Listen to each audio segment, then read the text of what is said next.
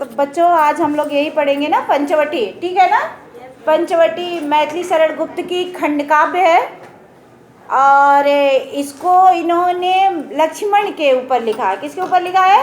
लक्ष्मण के ऊपर। राम और लक्ष्मण जब पंचवटी में हैं सीता के साथ और अपना जीवन यापन पंचवटी में कर रहे हैं, तो किस तरह से लक्ष्मण जी अपने भ्राता श्री राम और उनकी पत्नी सीता का, अपनी भाभी सीता का किस तरह से रक्षा कर रहे हैं और किस तरह से पंचवटी का वातावरण है, स्वच्छ साफ सुथरा वातावरण है, उसी का वर्णन यहाँ इस पंक्तियों में कवि कर रहा है।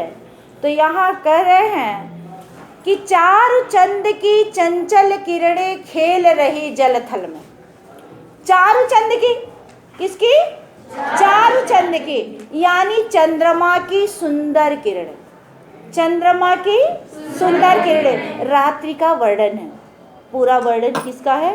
रात्रि का वर्णन है। और जब रात्रि होता है, निशा काल होता है, तो चांदनी रात में किस तरह से चंद्र की चांदनी, जो चांद की चांदनी है, दुधिया चांदनी, वो पूरे धरती पर बिखर जाती है और रात्रि का सुनसान, रात्रि का वातावरण कितना सुंदर लगता है, उसी का यहाँ वर्णन किया है कवि ने। तो कहा है चारु चंद की चंचल किरणें खेल रही जलथल में, तो सुंदर चंद्रमा की सुंदर किरणें जल और स्थल में क्या कर रही हैं? खेल रही हैं।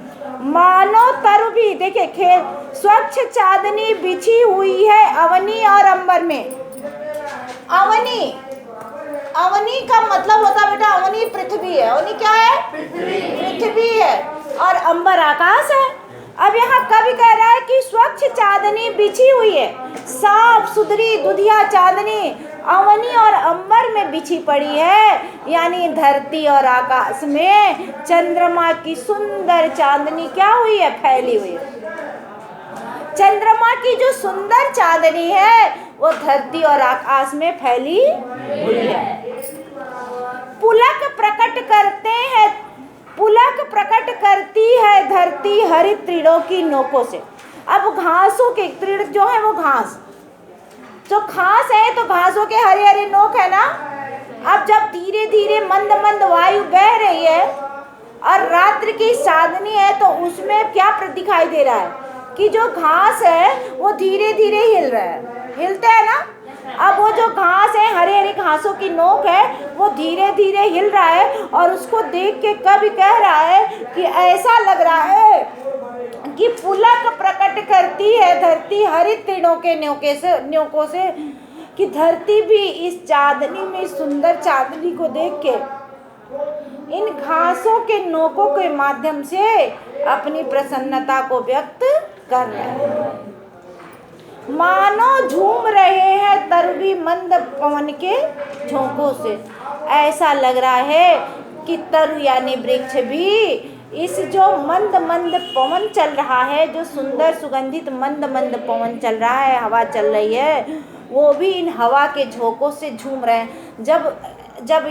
जब मनुष्य क्या होता है, मनुष्य जब मतवाला होता है, बहुत प्रसन्न होता है, तो मारे खुशी में झूम उठता है कि नहीं? झूम उठता है। तो यहाँ प्रकृति कितनी प्रसन्न है, उसी का वर्णन कवि कह रहा है। और कह रहा मानो, मन मानो जन जानो, जहाँ होता है उत्प्रेक्षा अलंकार होता है बेटा। यहाँ कई अलंकारों का प्रयोग है, अभी मैं आप लोग को स्पष्ट करूंगी। अब कवि कह रहा मानो तरु भी झूम रहे हैं मंद पवन के झोंकों से। ऐसा लग रहा है पेड़ भी झूम रहे हैं। जब बहुत प्रसन्न होते हैं हमारा, तो प्रसन्नता में झूम उठते हैं ना। प्रसन्न हो जाते हैं एकदम से, जब कोई दुख नहीं होता है, जब हमारे पास कोई कम नहीं होता है, हम काफ़ी प्रसन्न होते हैं, अत्यधिक प्रसन्न होते हैं, तो हम खुशियों में झूम उठते हैं। तो इसी तरह से प्रकृति का रमणीय वातावरण बना हुआ है और इस वातावरण को देख के ऐसा लग रहा है कि पेड़ भी मस्त होके, एकदम इस प्रकृति की सुंदरता में मस्त होके, भाव विह्वल होके, इस मंद मंद पवनों के झोंकों को पाके झूम। तो ये था व्याख्या। अब हम लोग इसका काव्यगत सौंदर्य देखें। अब जब हम लोग इसका काव्यगत, पहली जो इसमें पहला पद था, पहले पद का जो काव्यगत सौंदर्य है बेटा, तो काव्यगत सौंदर्य में ये आपका रस है। क्या है? रस। तो रस जो इसका है बेटा, अब यहाँ रस श्रृंगार है। किसका श्रृंगार हो रहा है बेटा? प्रकृति का। किसका श्रृंगार हो रहा है? प्रकृति का श्रृंगार हो रहा है, प्रकृति का श्रृंगार है। इसलिए यहाँ रस क्या होगा? श्रृंगार रस। रस आपका क्या हुआ? श्रृंगार रस हुआ। और यहाँ जो आपका रस के बाद छंद जो है, ये मुक्तक काव्य है बेटा, ठीक है ना?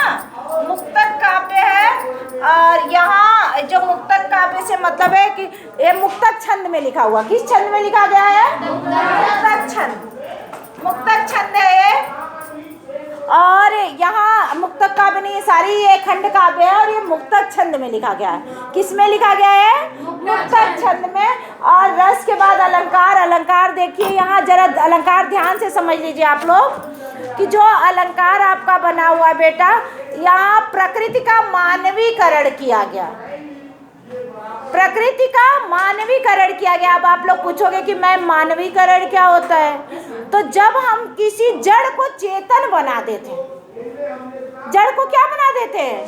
चेतन बनाते। किसी निर्जीव को, ये तो निर्जीव नहीं सजीव है, लेकिन जब हम उसमें प्रकृति के इन चीजों को हम किसी मनुष्य के रूप में देख लेते। अब यहाँ प्रकृति की सुंदरता को देख के लग रहा है कि ये प्रकृति भी सजीव हो उठी है, यानी इसके अंदर भी मनुष्य जैसे भाव आ गए। इसके अंदर कैसे भाव आ गए? मनुष्य के जैसे भाव आ गए, इसलिए मानवीकरण आ रहा है। और अनुप्रास चारु चंद की चंचल किरणें खेल रही जलथल में, तो यह अनुप्रास अलंकार है ही है। क्योंकि जहाँ अनुप्रास अलंकार की विशेषता सुन लो, जहाँ स्वरों में असमानता होते हुए भी व्यंजन वर्णों में समानता दिखाई जाए, वहाँ अनुप्रास अलंकार होता है। तो देखिए च च वर्ण, च व्यंजन वर्ण है और व्यंजन वर्ण की आवृत्ति हुई है कि नहीं हुई है? तो इसलिए अलंकार क्या हुआ? हाँ, अलंकार जो आपका हुआ वो अनुप्रास। मुख्यतः आप लोग अनुप्रास ही लिखिएगा, लेकिन और जो आप लोग जान लीजिए बेटा इसको कि अनुप्रास है, उत्प्रेक्षा है, इसमें प्रकृति का मानवीकरण है। तो ये आपका हो गया अनुप्रास। भाषा शैली शुद्ध खड़ी बोली है। भाषा शैली क्या है? परिष्कृत खड़ी बोली है, शुद्ध खड़ी बोली है बेटा, ठीक है ना? अब ये आपका होमवर्क भी रहेगा, इसको आप लोग करके भी ले आइएगा, ठीक है ना?